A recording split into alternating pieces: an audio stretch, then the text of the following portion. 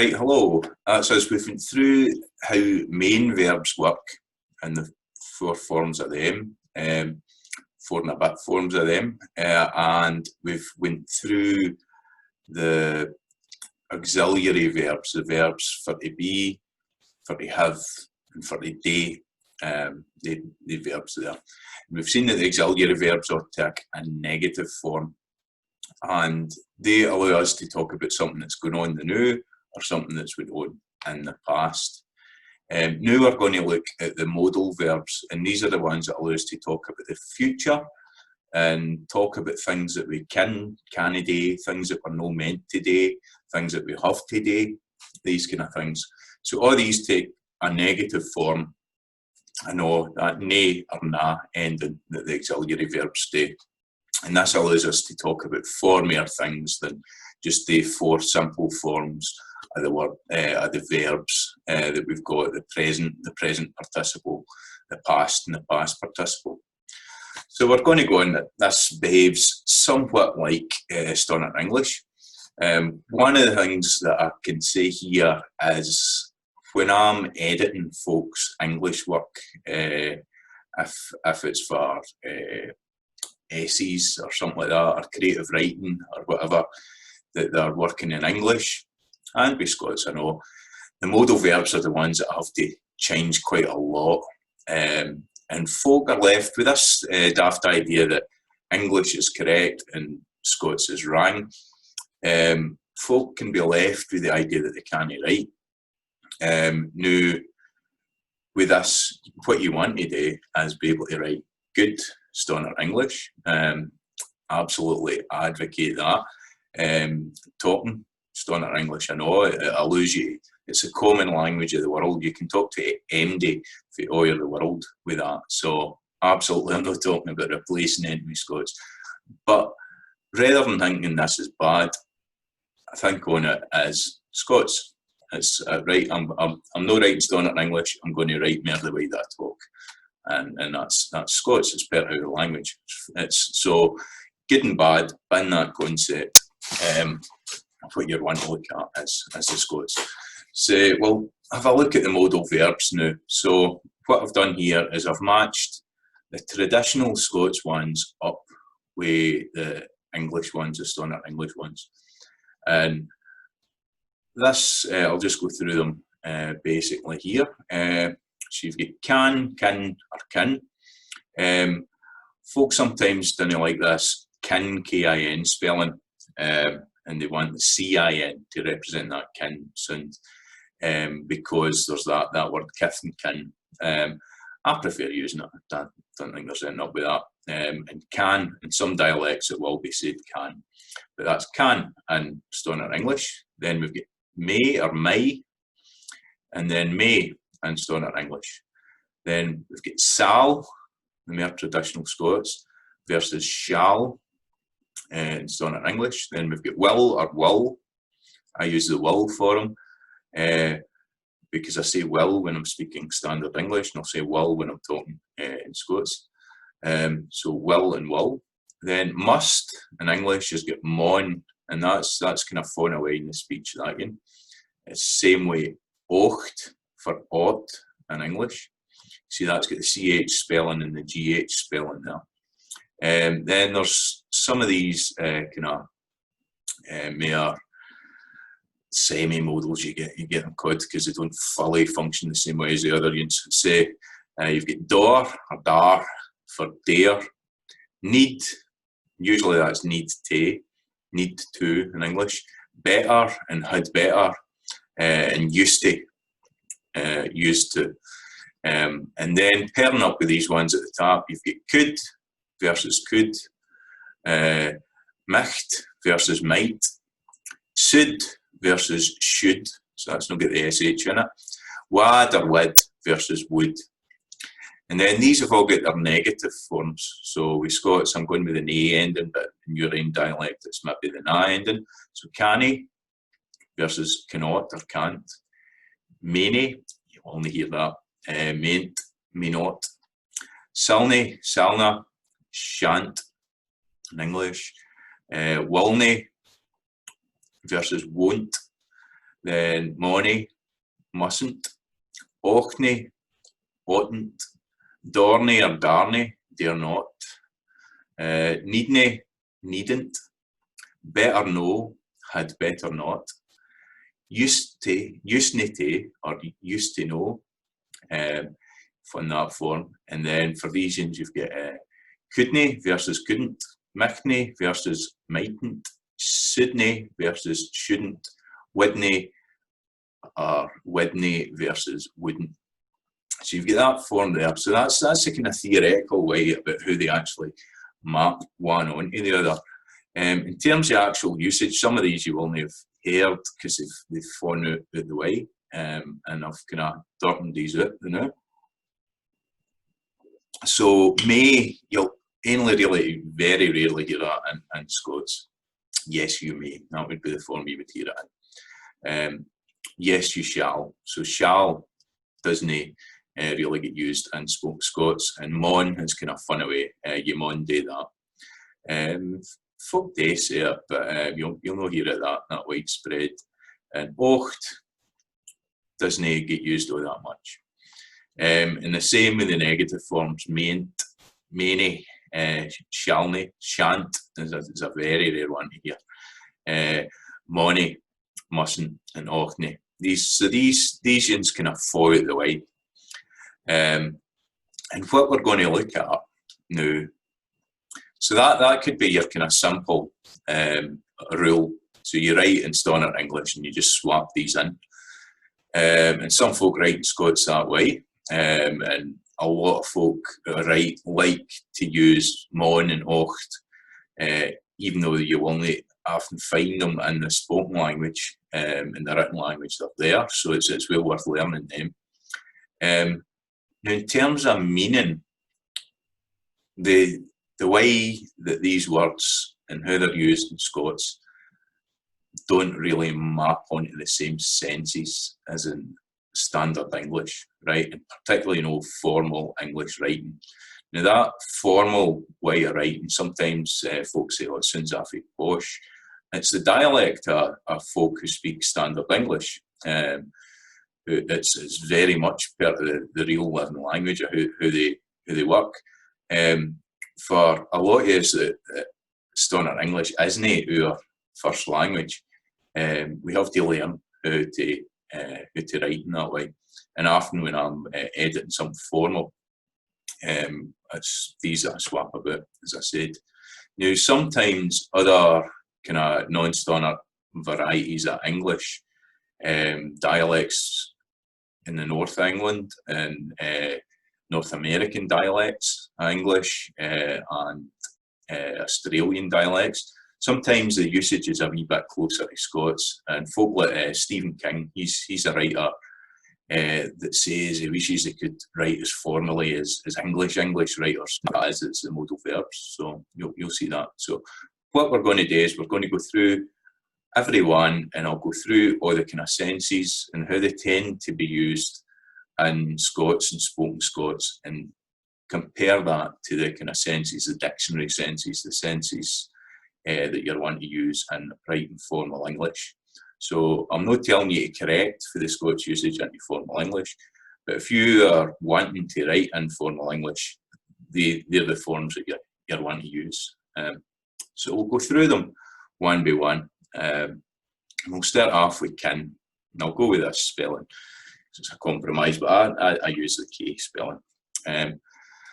So every one of these kind of wee categories here is, I'll give you the sense, I'll give you the Scots here, and then I'll give you the kind of formal English. Kin is roughly the same. So I can talk Scots. So it's for to be able to do something. I can speak Scots in English. I can't talk Scots. I can't speak Scots. You could have the Scots in there if you want. So that's for to be able to do something. Pretty straightforward. It's relatively similar. Then for to be able to potentially be capable of doing something. You can do it. Try. You can do it. Try. You can't do it. You can't do it. Right? So that's the kind of negative form of that. And then there is for to be allowed to do something. You can talk Scots if you want, or you can't talk the new if you're telling somebody no to do it. And then in English, you have that available as you can speak Scots if you want to, or you can't speak Scots just now, right? But you're more likely to get the may form if you want to be halfway formal. So you may speak Scots.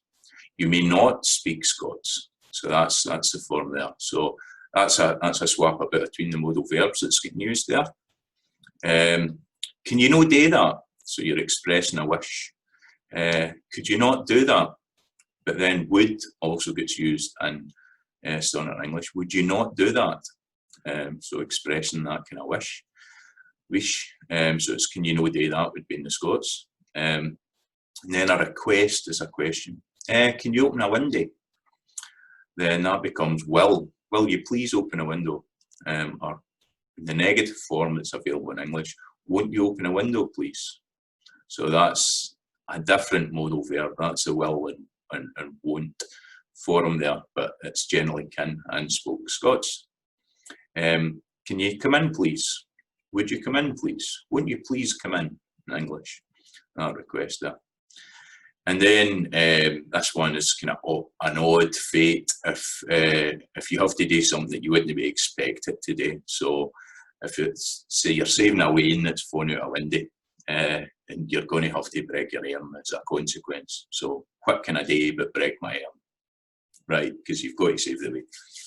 And then in English that becomes what must I do but break my arm? So that's going to the must form rather than the can form. So in Scots, can is used for all these senses here, but we get would, may, must come in. So they're used a bit differently, a bit different in the standard English for can. So that's can. Now we'll go with could, right? So could is the sense for to be allowed to do something if you're being polite. If you're asking somebody, you could say, could we get the party? Or could we not go to the party, please? That kind of form there. That's available in English. Can we go to the party? Or can't we go to the party, please? But then we've got may comes in there. So you only get that in the Scots. So maybe go to the party. So it would be could, you would tend to use for that. For something to be possible. It could be true, couldn't it be true? In English, that would tend to be may would be the modal verb used for that. So it's it may be true, it may not be true. It could will be true, so you've got that could will form. Could will not be true, and then the may form comes in for the standard English. It may well be true, it may well be untrue. So that would be tend to be who you would say that in standard English. Then a reported speech, if you said, can I leave? And you're saying, I asked, could I law? I speak, could I law? So speak is to ask, if that's not better your language. I speak if I couldn't law. So in English that's, I asked if I could leave, I asked if I couldn't go. So that's that form there for when you're reporting something that you said, you're talking about something you said to somebody. Then there's a possibility based in an unfulfilled condition, right? So you'll understand about these examples there for that. So if you'd have looked, you could have fun it. If you'd looked, you couldn't have fun it, right? So if something was hidden half a wheel, if you'd looked, you couldn't have fun it. And then in English, that'll tend to go might. So if you'd looked, you might have found it. If you had looked, you mightn't have found it. So might becomes the verb for that. You will get could used in spoken English in these dialects. Then if you're complaining about somebody not doing something, a complaint about an action, you could help instead of just watching, right? You could help instead of just watching. In English, that's well, you might help instead of watching. So if you're hoovering or something like that, cleaning the house, you could have asked, could you not have asked, versus you might have asked, mightn't you have asked, would be the kind of more standard English form. I could have kent they'd no come. I might have known they wouldn't come. So you see there, you've got might have comes in that, but I could have kent. I could have known they wouldn't come. They'd no come. If you're putting a request in, if you're asking somebody to do something, kind of in a roundabout way, you could drop into the shop on the way home and get us a packet of biscuits or something like that. In English, you might call in at the shop and get me some biscuits. Or could you come in, please? Versus would you come in, please? So that sounds a wee bit different to a kind of Scots speaker's lugs at you. And then as a kind of tentative suggestion in the first person. So that's, maybe I could say something, but in standard English, I should like to say something. That's what you would say. So you're kind of suggesting that you want to join in a conversation. Maybe I could say something versus I should like to say something. So here we've got could for all these senses in Scots, and in standard English we've got may, mayn't, we've got might in there as well. Might often comes in there, would as well, and should. So we see that they're no mapping right onto one another. Then we'll look at might. So as I said, may doesn't really exist in kind of spoken Scots, so you'll find might is used for where most of the time standard English would use may. So you say it might be true, it might not be true for a possibility in standard English. It may be true, it mayn't be true, or it may not be true. Then, so I'm pronouncing this might rather than micht. You might say micht in your own dialect. If you're expressing a wish, if you're wishing about something, might they live to regret it, might they live to regret it. So may they live to regret it in standard English. Uncertainty or irony. So if like a Wayne suddenly appears next to you in the street talking to you, you would say, oh, who might you be? In English that would be, who may you be?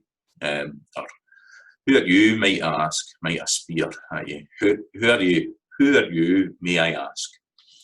And then for a purpose, this is a kind of rare form here, but take such action that might avoid disaster. So in English, take such actions as may avert disaster. Or you might as well, you may as well, and standard English there. So may does come into Scots largely just in these two phrases, be that as it may, or yes you may. So if you're giving somebody permission, or be that as it may, if you're going to contradict something that somebody's said. So that's might, and it mostly takes the form that it takes the role that in standard English you would use may. Yeah. Next up is should, and this one behaves halfway different, and this can be you can sound rude if you're just if you're not using these standard English versions. So it can sound a bit strange. This can cause a bit of confusion. So to express a duty, obligation, or likelihood, I should tell you, or I shouldn't tell you. So if you have to tell somebody, you should say, well, I should tell you if it's important to them. In English, that would be, I ought to tell you, or I oughtn't to tell you, in the kind of standard English. Non-standard English is, they use should in this kind of way as well, so you will be understood. It's not like it's completely misunderstood, but you should have been more careful. You ought to have been more careful. You shouldn't have done that. You oughtn't have done that. They should have been here by now. They shouldn't have been here by now. They ought to have been here by now. You oughtn't to have been here by now. If somebody shows up a bit early. Then ought to is something you have to do. We should see what can be done in Scots versus we must see what can be done in English. So that's the must and must is a fair rare, and Scots should, all the other modal verbs take the role of must often. It should be said that, it must be said that, it should be said that Scots behaves awfully different from English in a lot of cases. It must be said that Scots behaves quite differently grammatically, something like that. So if you're not allowed to do something, you're not permitted to do something. You shouldn't smoke versus you must not smoke. So that means that would be if smoking is banned, right? If something's, or you shouldn't walk in the grass, you must not walk in the grass. The form, which means you're not allowed to. But if you're talking about something that's bad for you, you shouldn't smoke, then in English that would be you ought not to smoke, right? So there's two options in standard English there where should would be that. So you've got the ought not to here as well. So you shouldn't think he's angry. You mustn't think he's angry, right? So that kind of usage there, if you ought not to be thinking or doing something. If something's a duty, we should love one another. We shouldn't love bad folk. We ought to love one another. We oughtn't to love bad people, right? So as a duty, we use should for that. That should have been done lang syne. That ought to have been done long ago, right? If you're picking in somebody's shortcomings, you're saying, oh, that should have been done a long time ago. Then if you're giving advice, you should do that for your own good. You ought to do that for your own good. So that's that kind of sense there. Or a strong probability, right? He should be there by now. He should be home by now. He ought to be there by now in English. So we see that should often takes the sense of ought and mustn't. Now we'll see that in standard and formal English, should and shall take a first person form. We'll see that in a wee second. So it behaves, it's got a kind of formal usage that's awfully different for this obligation, this kind of sense here. So it's quite different. And there's some English forms where should will not be used. So you would say conditionally, if you see her, tell her I was asking for you. If you should see her, tell her I said hello, right? If you see her, tell her I was asking for her. If they arrive, send them up. Should they arrive, send them up. So that's another kind of usage that you'll know from and spoken Scots. I should. So the next one's will, right? And this is what I'm on about with should and shall in standard English. So will allows you to talk about the future. In standard English and standard English, shall allows you to talk about the future if you're talking in the first person. So if you're talking about yourself. So Scots will tends to apply to everybody. So you'll say, I will come back. So that's a future tense, first person. I shall be back. I will not come back. I shan't come back. Then, as we see here in English, will is usually for the second and the third person. So it would be, you will be back.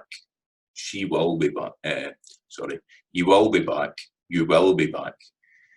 You will not be back. Or you'll not be back. You won't be back in English. But then that gets used for third person. So you could say, she will be back. He won't be back for that. Then, if you're intending to say something, if you're intending to come back, you'll say, I will be coming back. I will not be coming back. So you're not talking about what absolutely will happen. You're talking about what your intention is. I shall be back. I shan't be back. So we see here for intention in Scots, that's common. It tends to take the progressive form. So I shall be back.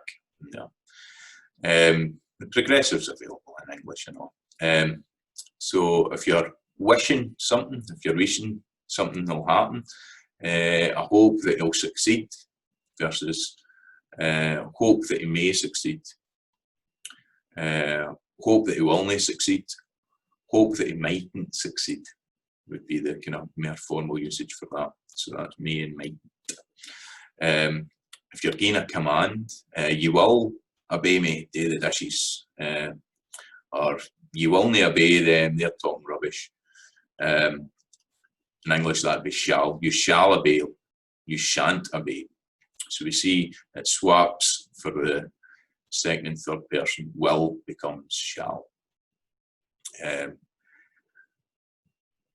So avoiding a direct request. So rather than saying somebody go to the shops and get me something, you say, will you go to the shops for this? Right?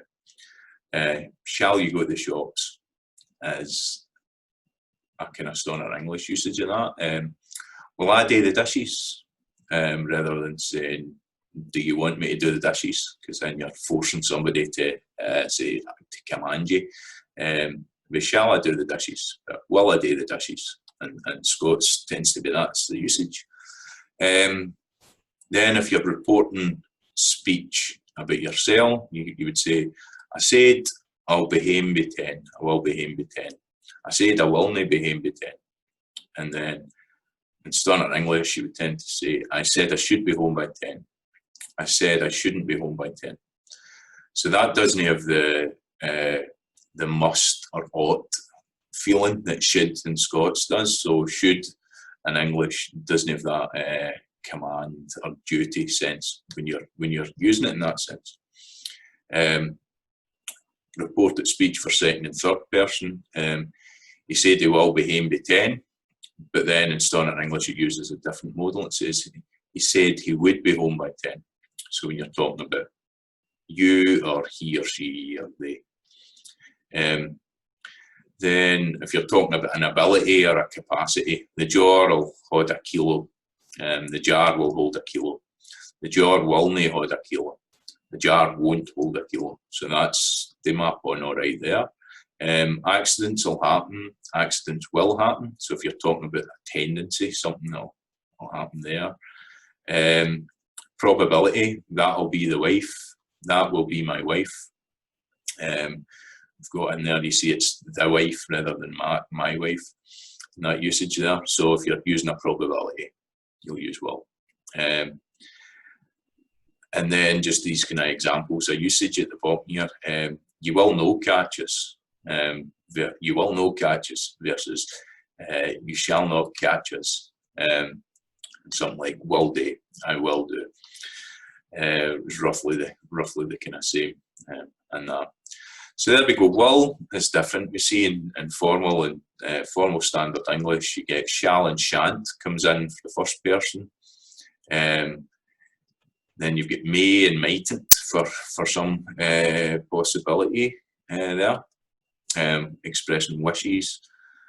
Should and shouldn't comes in there and all. So they'll know I map onto that the way that you would expect if all you do is use Scots. So there we go. So after that we've got wid or wad in more kind of traditional Scots.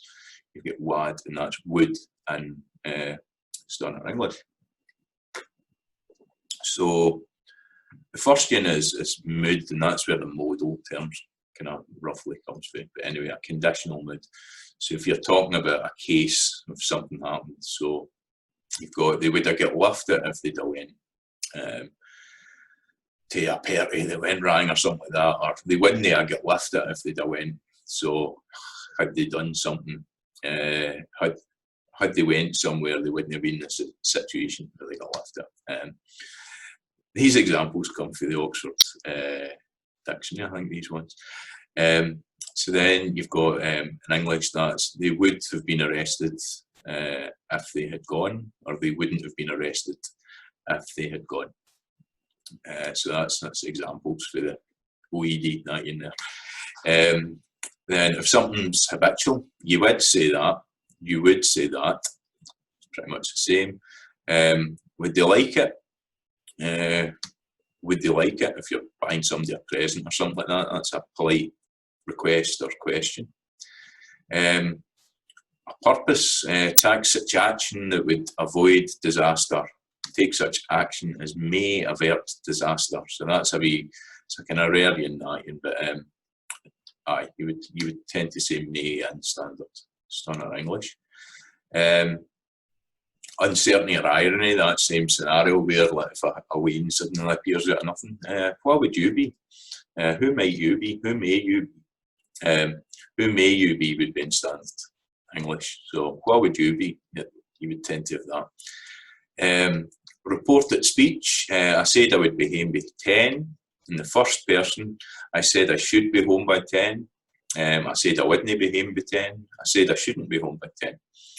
Get that there. Then a conditional for the first person. I would have been fined if I'd have went, right? If there was a fine for leaving your house or something like that during lockdown, I guess I shouldn't introduce that. Or I wouldn't have been fined if I'd have went, had I left earlier. So starting up formal English, it would be I should have been fined had I gone, or I shouldn't have been fined had I gone.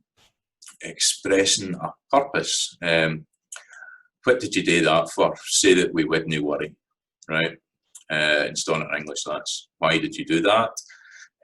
So that we shouldn't worry about it. So that's a shouldn't form coming in there. Expressing a probability. I think she'd be about 100 this year. I guess she would be 100 this year. And then consent. They wouldn't let me in. They wouldn't let me in. That kind of form there. And then just another thing that isn't really used in Scots. So habitually, you would say he would wait for her every evening. You would tend to say he waited for her every night in Scots. So you would tend to know you would just tend to use the past tense for that. Would that you were here. So that's a kind of usage in English that doesn't exist in Scots. Would that you were here doesn't exist in Scots. So there you go. That's would, where in standard formal English you have other modal verbs like may, and here should comes in there. I know may and should are the main kind of differences between them. Then we've got the must, which very rarely exists in Scots. Probably because mon is quite different, so rather than translate it, folk have kind of moved away from it. But you do fun it. You maun gang to the school, so you must go to school. You mauna gang to the school, you mustn't go to the school. The mauna left by now, so this is about the only case you'll get must getting used in Scots. They must have left by now, so you'll tend to hear folk using it in that sense. So to be certain or something, but that's pretty much the only case that's in there. If you're expressing this must obligation, you'll usually say you're to walk in the grass. So that's making a distinction between you ought not to and you must in English. So yearning to is must, or dinna walk in the grass. That tends to be how folk actually express the same thoughts in Scots. So now we're coming by into hae to or have to, right? I would say have to. And this often replaces much of the uses must. So that's a kind of preferred usage in Scots versus formal standard English. So you have to go to the school. You must go to the school. You haven't to go to the school. You mustn't go to school. There. An ironic question, if somebody's slamming the door, do you have to slam that door versus must you slam the door? So that's a kind of difference there. We have to win if you're certain. We must win. We have to win. Or if you meet somebody, oh, you have to be our sister. You must be our sister. You'll maybe hear that in Stoners and Scots as well. That one comes up a lot. They have to have left by now. They must have left by now. So that's another reading that you would hear must get used. Then if you're insisting on something, I have to ask you to leave here.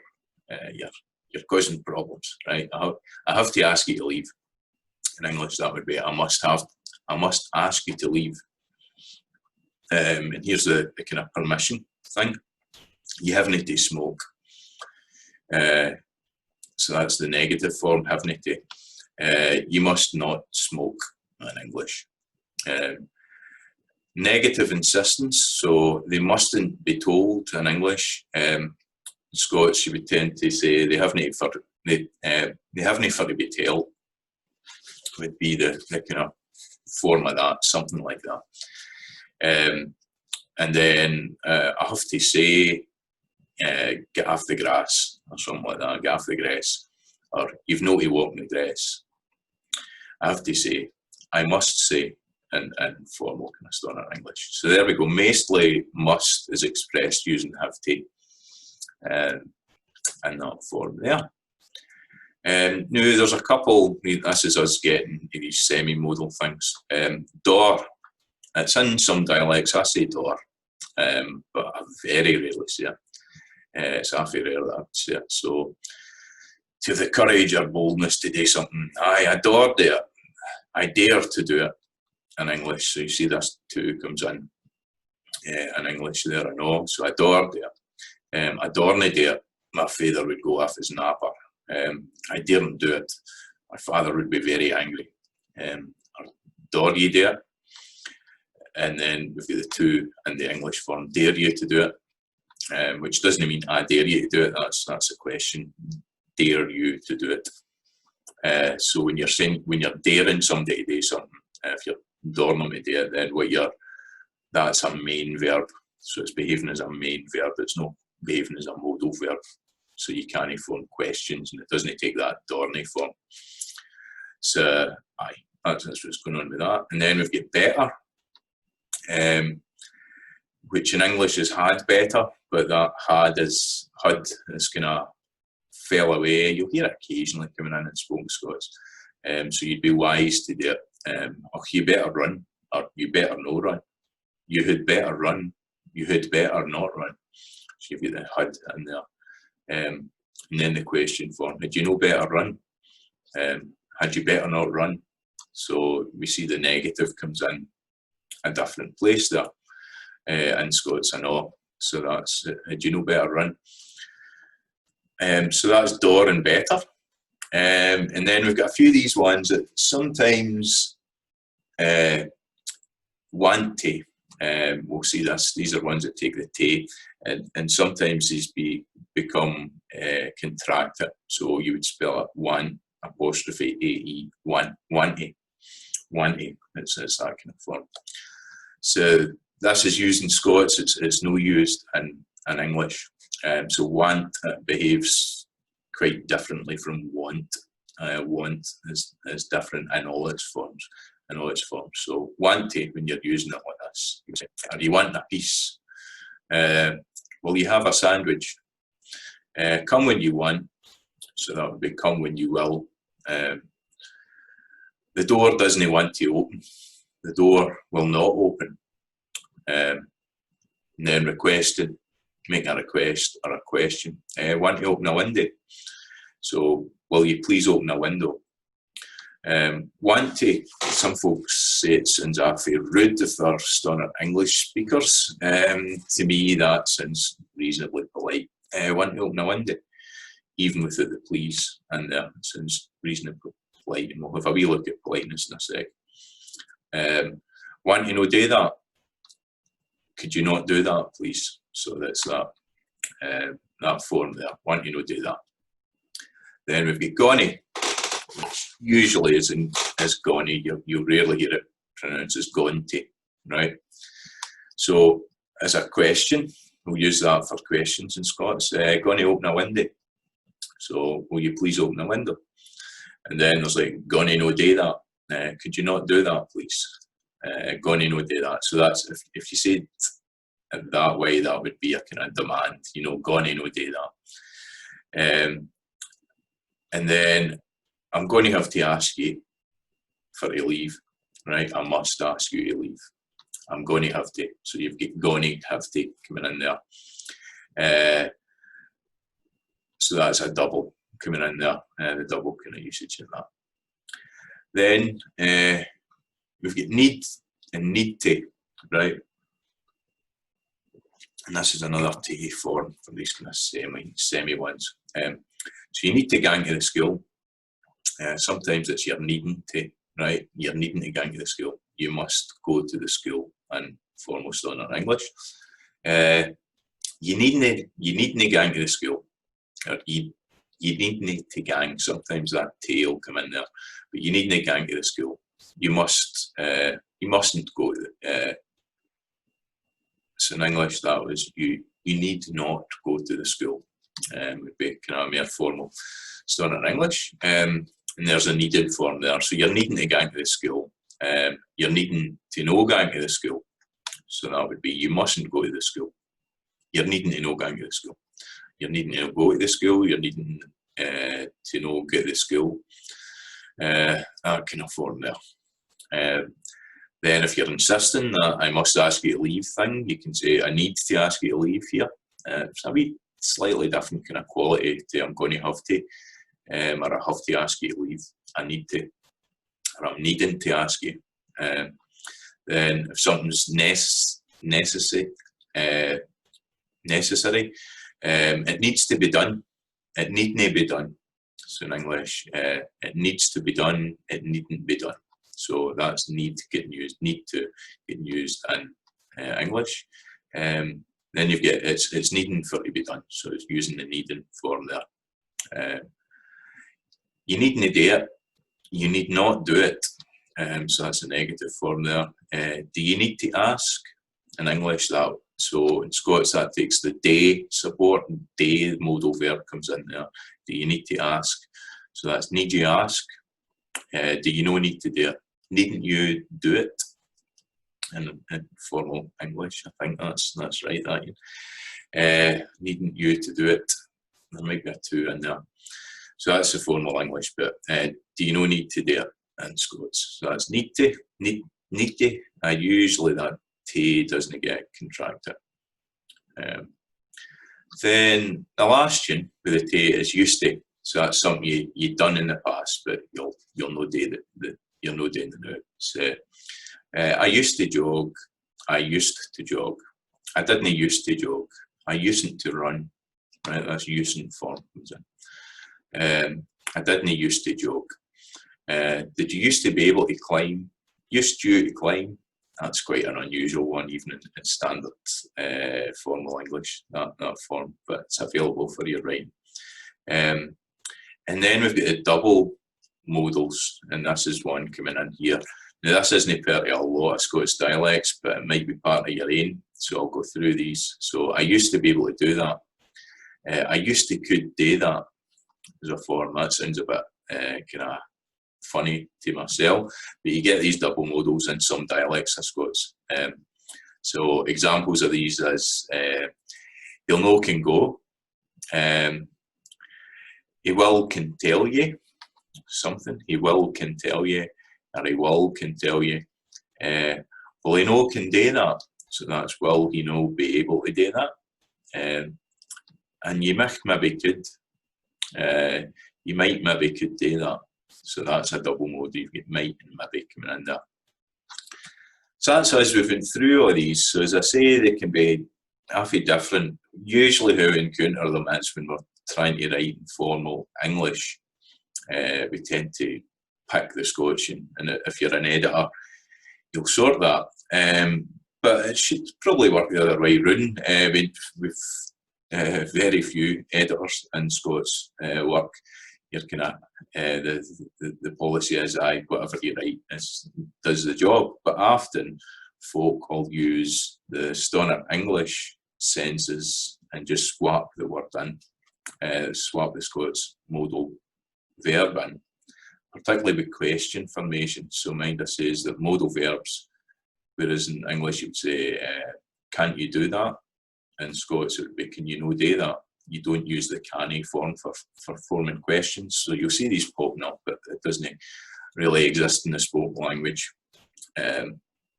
So that's one modals, and I'll just go through a few wee kind of other bits before we finish up this wee set, this wee talk here. So for negatives, we've been talking a lot about this negative suffix, ne or na, and then the negative particle, no or ne, in your dialects. So can you no do that? Now negatives will I take this double negative thing, where negatives cancel one another out in standard English. Doesn't really exist. Negatives, if you stack them up, they make the sentence more intense. So if you said, I said nothing to nobody. I never said nothing to nobody. These aren't cancelling one another out. They're just reinforcing the negative statement. So I never said nothing to nobody would be quite a forceful sentence versus I said nothing. I said nothing to nobody. I never said nothing to nobody. And then if you really want to put a tag question on, well, look at this. I never said nothing to nobody, didn't I know? Right, so we wind up with hundreds of negatives coming in there. But they don't cancel one another out the way in English they would. Apart from these wee double negatives, these tag questions as well, if we look at now. So never can stand in for did not or didn't in English. So you would say, well, I never said to you that I would be up the night, but here I am, right? That kind of thing. So never can often mean did not.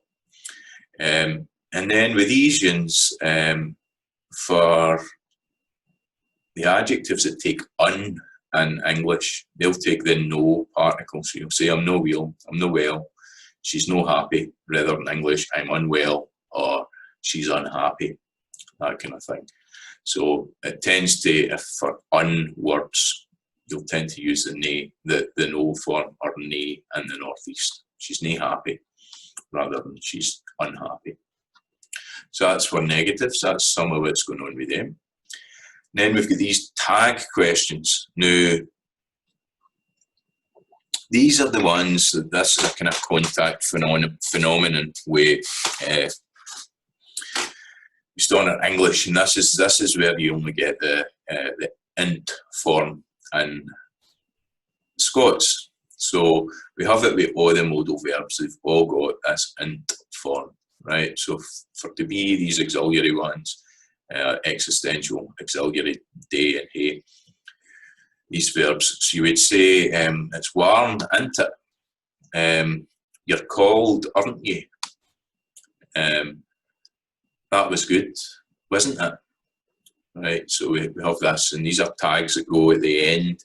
So instead of forming a question by saying, isn't this good, like in English, you make a statement and then you put this tag on the end, and that changes the statement into a question. So for today, you do the dancing, didn't you? You didn't do that, didn't you? No, I'll go into the negatives in a second. So you did that, didn't you? So you make the positive statement, and then you have a negative tag question. You've got a film for us to watch tonight, haven't you? You haven't got that, hadn't you? Know, or you hadn't done that, hadn't you? Know. Then the modal verbs, you can talk Scots, can't you? You couldn't run up the stairs, couldn't you? Know, or couldn't you? Let's say, so you could, but you couldn't. So that would be, you could climb that tree, couldn't you? You might come round the night, mightn't you? Kind of rare, that one. You shouldn't do that, shouldn't you? Or you should do that, shouldn't you? Right? Shouldn't you? When, so that's you will be here tomorrow, wouldn't you? Wouldn't. So that would be you would want some peas with your dinner, wouldn't you? Needn't. So you need something to eat, needn't you? Or, that's a bit odd, that one. You better go up the road, better than you. you used to swim, used you? So that's a kind of rare one, I know, but I have heard that one.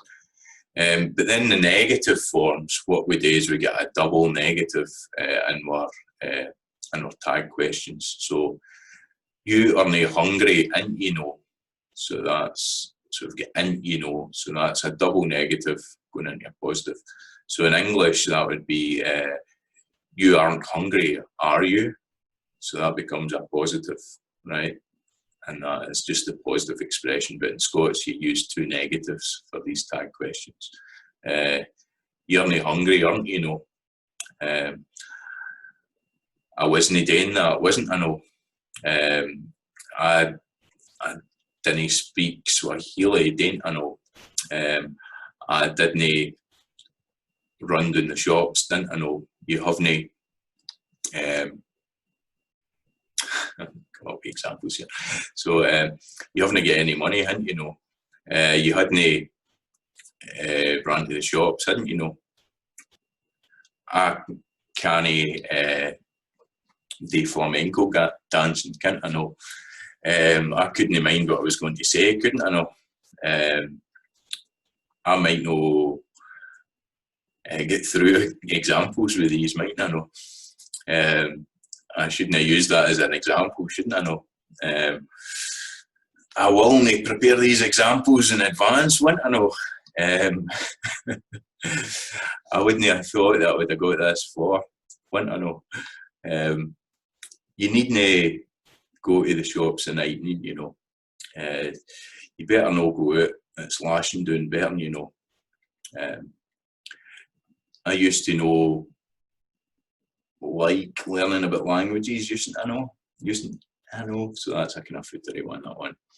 So these are the tag questions that I kind of got just about get through them. So that's the tag questions. And then you've got other tags, a couple of other tags that reinforce a statement, and they're no questions, but so that would be, I'm talking Scots, I'm telling you about Scots, say you are. And then that's got a negative form there. So you didn't do your homework, neither you did, right? So that's a kind of reinforcement there. But they're the tag questions. Often folk will say these are bad Scots, but they're absolutely, they're part of the language. So acknowledge them, use them. We use them, don't we? So there we go. So I'll just say a wee bit about politeness here. Can I finish off with this? So we've got the and this is a politeness marker. And as I said, when you're saying want to, if you say first, that makes something polite. You can use to turn a statement into a question, I know, so that's not necessarily a polite thing. So you could say, they're your shoes, You can say at the front, you can say, they're your shoes, and that would be a question form. But you use it, I know, for politeness. So you could say something like, want to give a poker chips, or going to give a single fish. Can sound a bit impolite, that, but if you say, want to give a poker chips, or going to give a single fish, that sounds more polite. And you can add please at the end. So, want to give a poker chips, please, or going to give a single fish. But that comes in there when you're being polite. That's there. And then there's the verbs. When you're using verbs, this feature is half much part of my language, and you use the progressive form for a load of these verbs here, usually about kind of emotions and thoughts, and if you're doing something you maybe shouldn't be. So these ones, if you're saying something like that, you're needing new shoes, that would be the polite way to say it. If you said you need new shoes, that's quite forceful, right? But this isn't a feature of English, so often if somebody says you need new shoes, that can sound a bit kind of impolite to my lugs, and I've spoken to a lot of folk, and this seems to be very much the case. So, are you wanting more peas? Do you want more peas? Sounds a wee bit more brisk. I'm thinking that you're needing I'm thinking that you're needing to read a wee bit more Scots, right? Rather than I think you need to read more Scots, right? That's a polite way to say it. I'm hoping that you're feeling better, rather than I hope you feel better. It seems to have more an obligation to respond if you use it in the plain verb thing.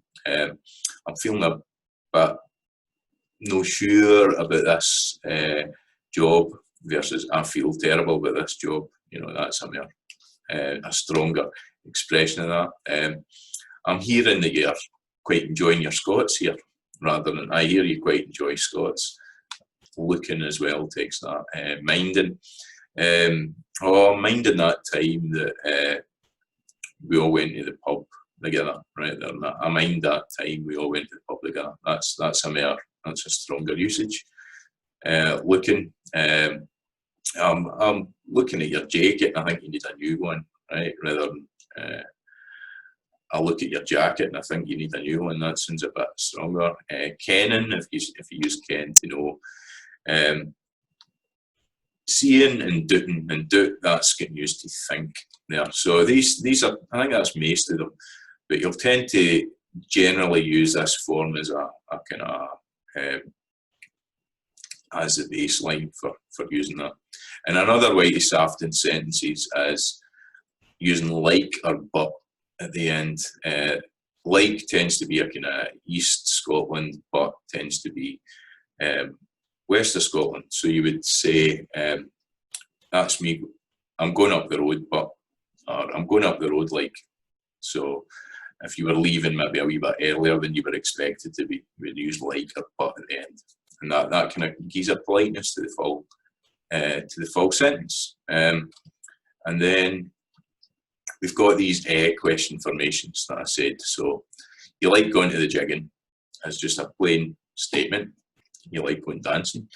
You like going to the jigging, eh? You like going dancing, don't you? You like going to the jigging. So that becomes a question form. So you're kind of inviting somebody to say aye or no. And it's got the no for you didn't want to do the dishes, no.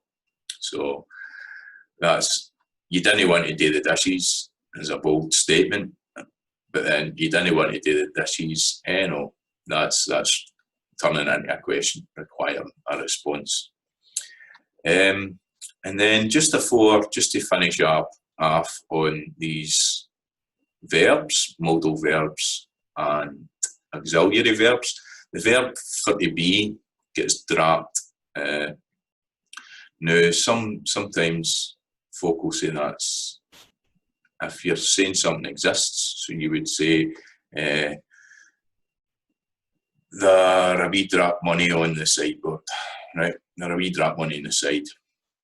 So that's no there is a wee drop money on the side. It's there a wee drop money.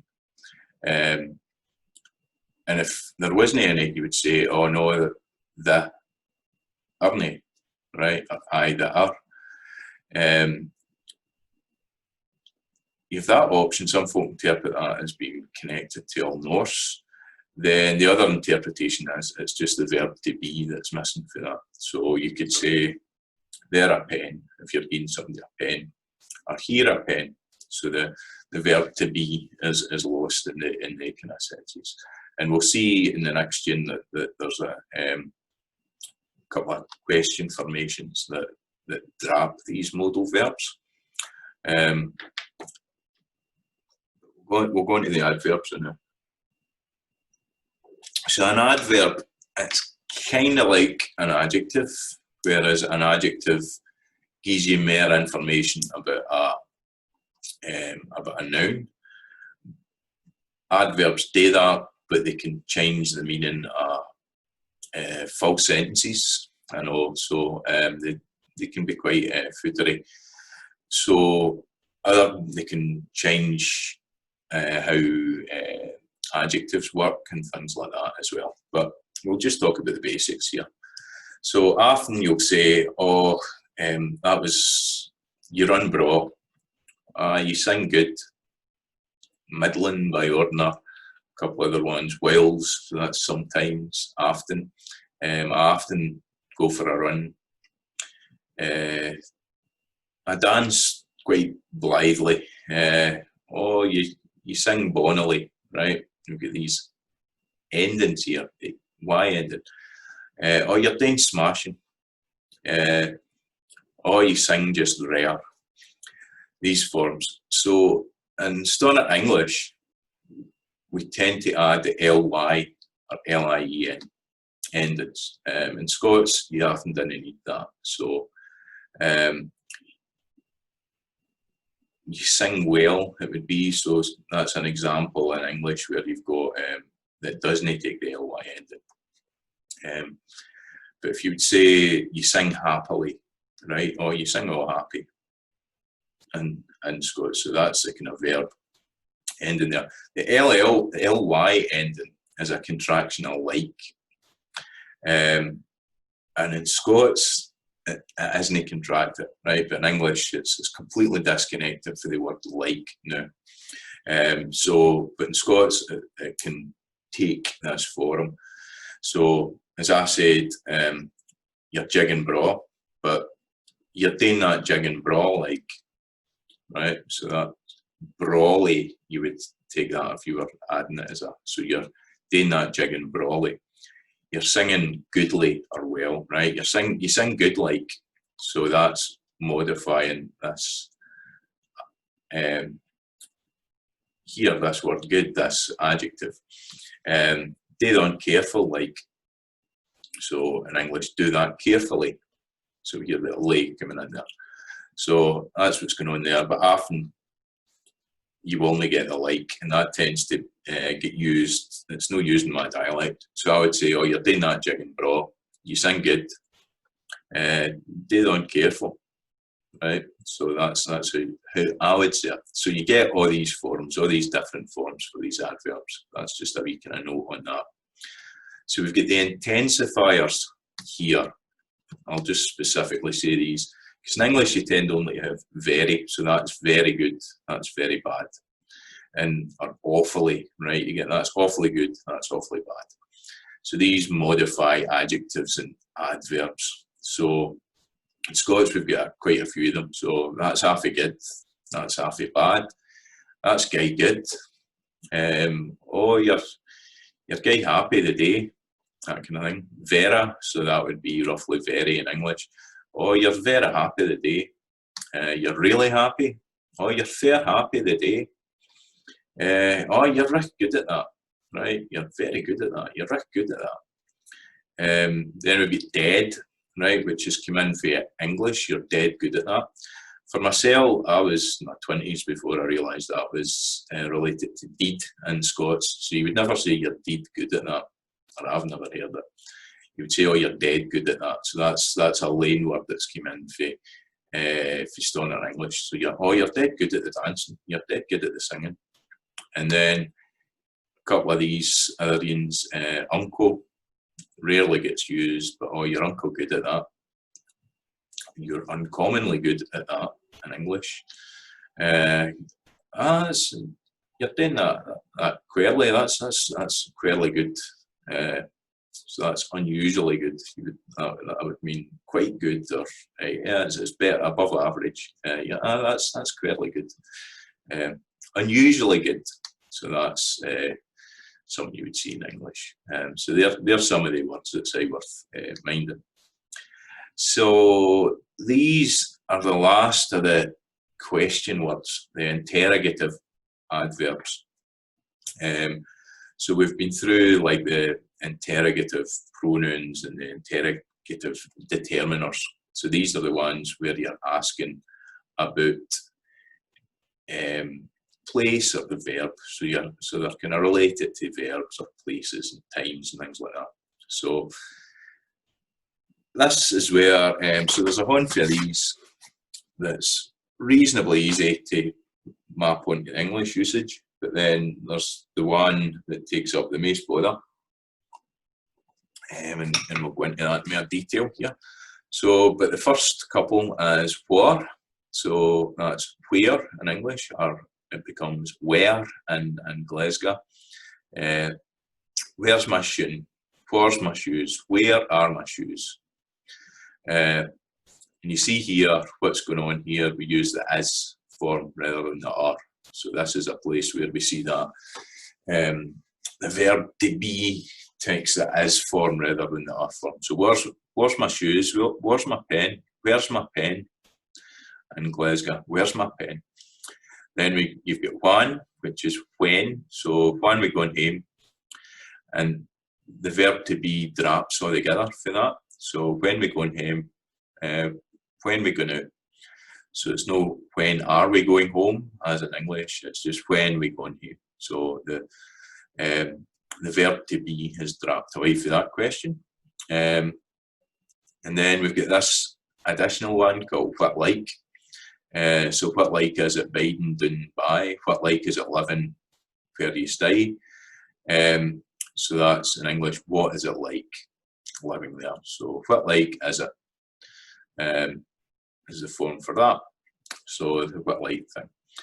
Now in English you've got the word why, and as I've said through this, some of these wee words evolved differently over time, and Scots doesn't have the word why. That's kind of been important. So why did you do that? It's got a variety of forms here. It's got the how form. So how did you do that would mean why did you do that? So how are we going to do that can mean the same as in English. How are we going to do that? We don't have the are in there. That's dropped. So for these questions, but how are we going to do that? Then when it becomes why, it's how did you do that? It takes that form. An alternative to how, sorry, in what manner. I've jumped ahead of myself here, so I shouldn't have introduced why just yet. We've got this other form. What way did you put that on there? So that means in what manner. How did you put that on there? What way did you put that on there? Show me how you put the cap on the pen. What way did that go on? We have that form of the question. And then now we've got the versions of why. So you've got how did you do that, which means why did you do that? Or we've got how come. So how come you done that? So why did you do that? That would be in English. Then in some dialects you've got what way, which is different for what way did you do that and what manner. It means why. So what way did you do that? Why did you do that? And then we've got the what for form as well. So what for did you do that? So why did you do that? And then one of the most common ones is what. Then you make a statement and then you put for at the end of the sentence. So what did you do that for? Instead of why did you do that? Occasionally that exists in what way did you do that for? So what way will take a for at the end as well. Now this can take massive sentences in the middle of it, and it's quite interesting. You wait for the for if it's per your language. So you could say, what did you go down the road, talk to a man that you ken, your ma doesn't go on with for. And if you don't put that for right at the end of the sentence, folk wait and just, try it with somebody, say what, blah, blah, blah, blah, blah, and then don't leave the for, and people just be waiting on you having the for at the end. So that's the other form of interrogative adverbs. And if you've ever set an exam question and it was something like, how did the author describe the environment that they were in? You will get folk that are Scots speakers that will answer that as a why question rather than how. So how did the author describe the environment they were in? You would answer that in English as something like they used creative language, they spoke about everything in every direction, they spoke about the smells and sounds of the area. In Scots, if you said, how did the author describe that environment that they were in, you'll often get an answer, because they had to set the scene up for the action that was going to happen there. So something like that. So you need to go canny when you're working with Scots speakers. We're using this how word. And when you're speaking with Scots speakers, you understand it if it's part of your language. That's very much part of there. But it's something to be aware of when you're spearing at folk, when you're asking folk questions. That's it there. So, all right, I've just got a couple of last few examples of sentences. So, let me see what like they are. So that's like the what like are they? That's a grammatical formation that's a wee bit different in Scots. Sometimes adverbs jump into different places in the sentences. So they tell me off just for smiling. So that is in a different place in the sentence. When you're intensifying things, in English, you would say, I was so happy. In Scots, that takes that form. So I was that happy. And if you're saying you are doing it, you can bring so or say in there. You're say doing it versus you are doing it. They come in. So that's just a couple of usages that have come in. There I know you can do that.